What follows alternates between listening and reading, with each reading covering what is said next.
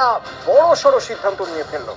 এবার থেকে আর কলেজে কলেজে গিয়ে নয়, স্নাতক স্তরে ভর্তি হবে অনলাইনে কেন্দ্রীয় ভাবে। কিন্তু এই সিদ্ধান্ত নেওয়ার পিছনে কারণ কি? সোমরাজ প্রতিনিধি আমার সঙ্গে রয়েছেন। সোমরাজ, কেন এবার থেকে কেন্দ্রীয় ভাবে ভর্তির সিদ্ধান্ত নিল শিক্ষা দপ্তর? দেখো, অতীতেও কলেজগুলিতে ছাত্রছাত্রী ভর্তি নিয়ে অনিয়মের অভিযোগ উঠেছে, স্বজন পোষণের অভিযোগ উঠেছে। শুধু তাই না, অতীতেও এই ছাত্র ভর্তি নিয়ে বিরোধীরা বারবারই শাসক দলের ছাত্র সংগঠন তৃণমূল ছাত্র পরিষদের বিরুদ্ধে অভিযোগের আঙুল তুলেছে। তাই মনে করা হচ্ছে যাতে ছাত্র ভর্তি প্রক্রিয়া নিয়ে আর কোনো অভিযোগ না ওঠে, গোটা প্রক্রিয়াটাই যাতে আরো স্বচ্ছভাবে করা হয়, তার জন্যই এই সিদ্ধান্ত নেওয়া হচ্ছে, যেখানে চলতি শিক্ষাবর্ষ থেকে কেন্দ্রীয়ভাবে অনলাইনে ছাত্র ভর্তি কার্যত সিদ্ধান্ত নিয়েছে উচ্চশিক্ষা দপ্তর।